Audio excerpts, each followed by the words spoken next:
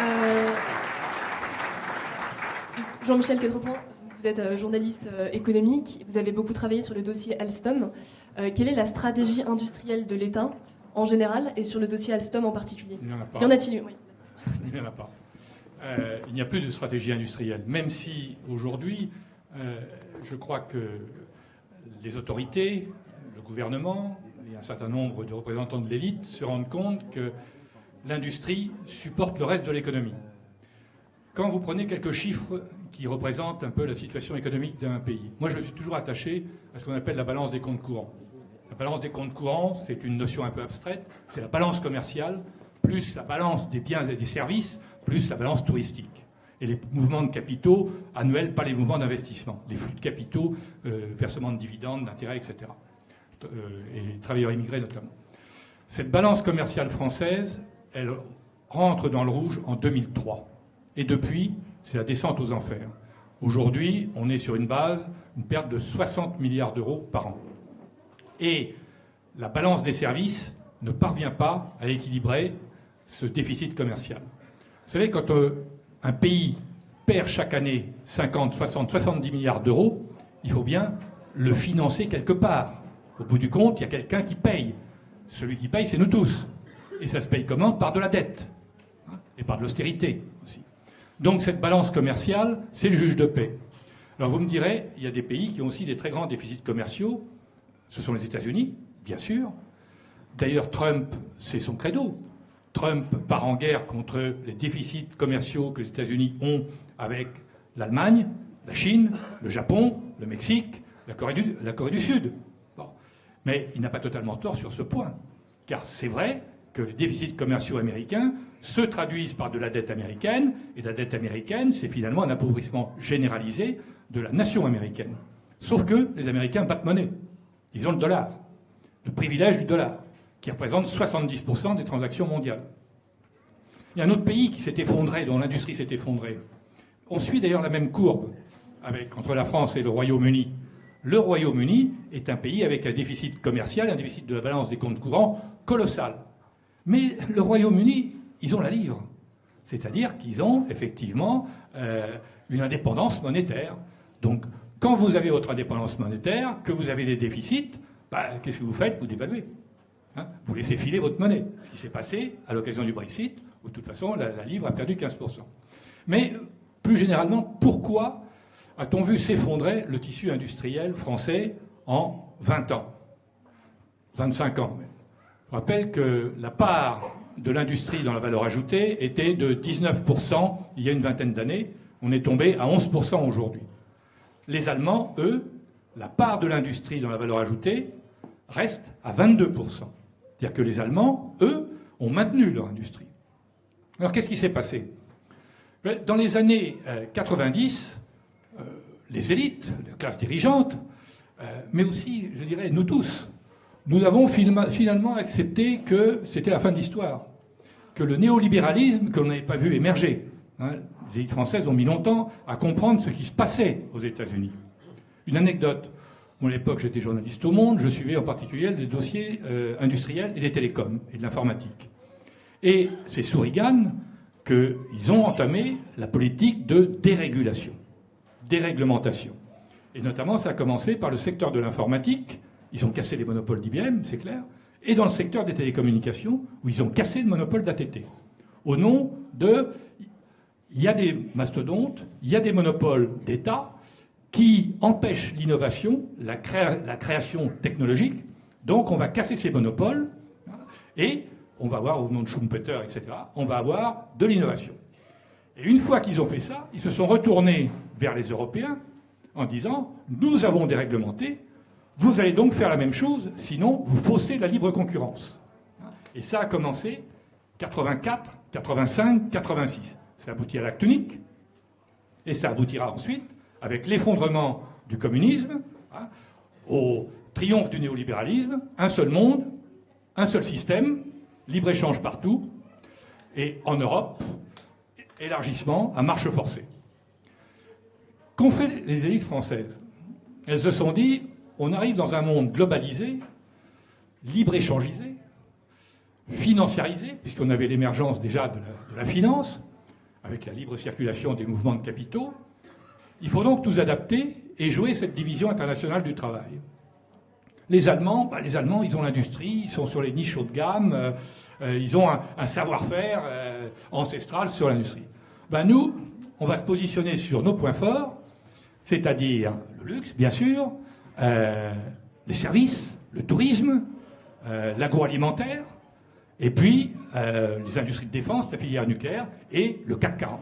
Et à l'époque, quand on discutait avec ces dirigeants, ils vous disaient, oui, ok, on va perdre des parts sur l'industrie, mais nous avons le CAC 40.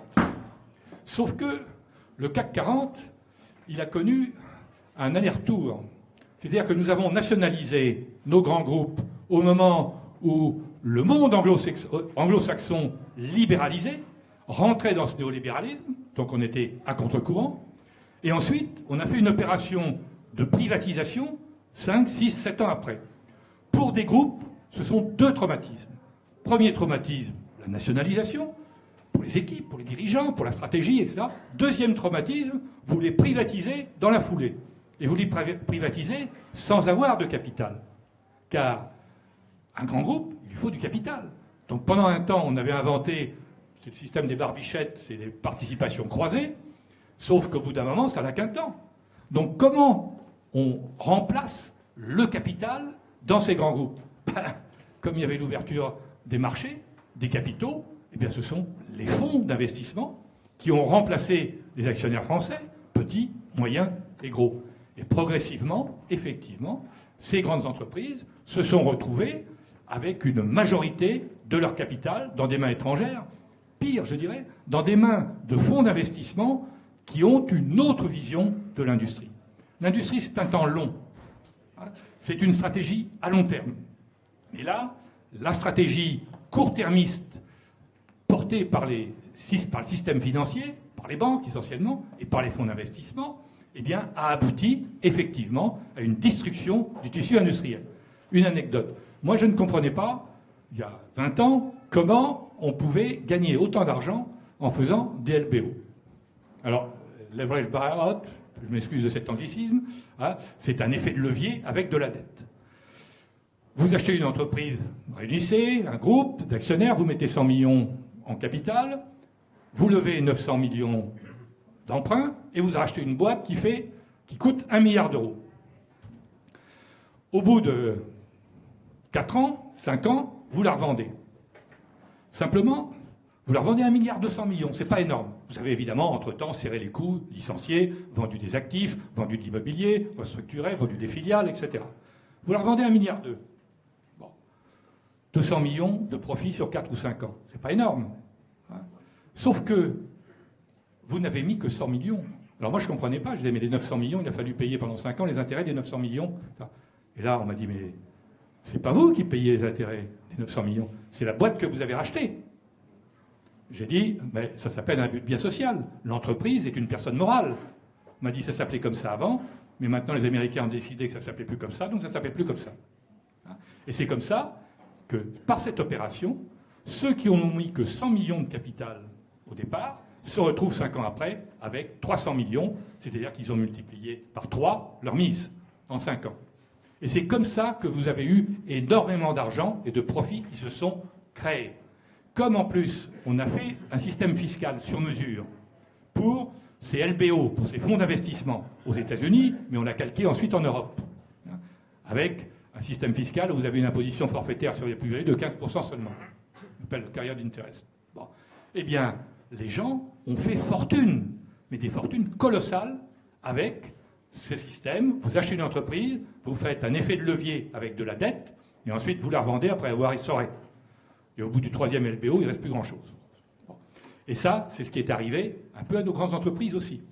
Je connais l'exemple de Cegelec, pour ceux qui se souviennent. Cegelec, c'était la branche ingénierie d'Alcatel-Alstom. Eh bien, Cegelec a fait l'objet d'un LBO qui a été monté par le management de Cegelec, qui a été cofinancé par 2 fonds d'investissement, un étranger, l'autre qui dépendait de la Caisse des dépôts.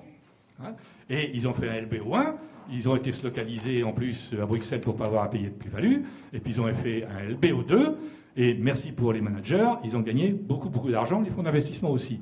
Et c'est GLEC aujourd'hui, je crois que ce qu'il en reste, ça appartient au Qatar ou à Abu Dhabi, etc. Bon, voilà comment on a détruit. C'est-à-dire que le système financier, de prédation financière, etc., a progressivement essoré nos grandes entreprises et par voie de conséquence, le tissu industriel. Quand vous avez une boîte comme Péchinet, une entreprise comme Péchinet, c'est irriguer des vallées entières. En plus, il y avait un savoir-faire particulier sur chacune des filières de Péchinet. Le jour où Péchinet est liquidé, de fait, eh bien, non seulement l'entreprise perd son savoir-faire, mais ce sont tous les sous-traitants qui sont victimes progressivement de ça.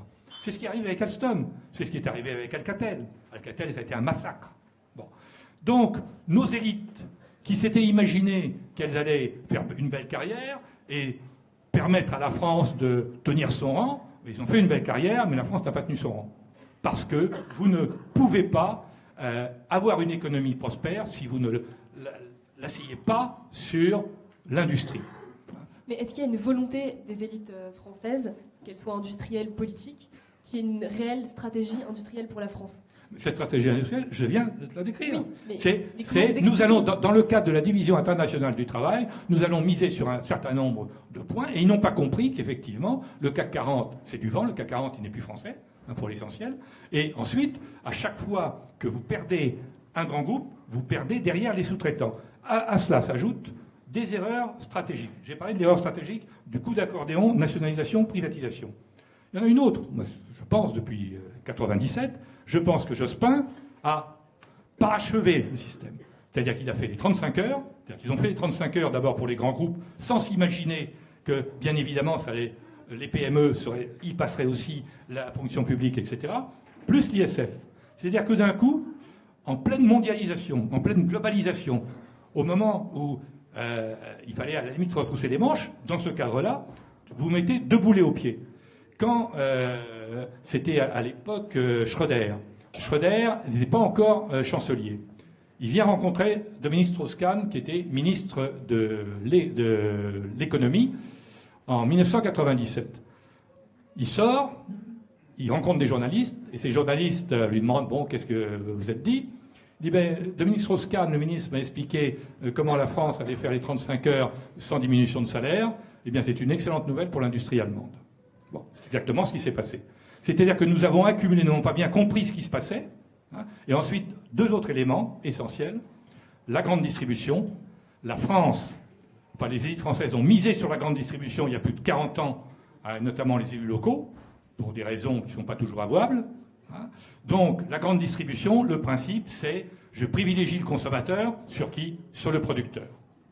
Et ça, on en voit maintenant tous les effets pervers. Et ça, je crois qu'on n'a pas non plus pris conscience tout de suite de l'impact que ça avait, notamment dans les centres-villes, etc., et des dégâts qu'ont causé la grande distribution. L'Allemagne et l'Italie, à son niveau, ont résisté à la mainmise de la grande distribution. En Allemagne, il y a des hyper, mais généralement, les Allemands, ils achètent allemand. Et les Italiens, ils achètent italien. Les Italiens ont bloqué la grande distribution française dans son implantation en Italie. Et du point de vue italien, ils ont eu parfaitement raison. Moyennant quoi, ils ont sauvé une partie de leur production agricole et agroalimentaire. Donc, ce sont des éléments qui jouent dans son sens. Dernier élément, mais ça on en parlera tout à l'heure, c'est l'éducation nationale. Et disons,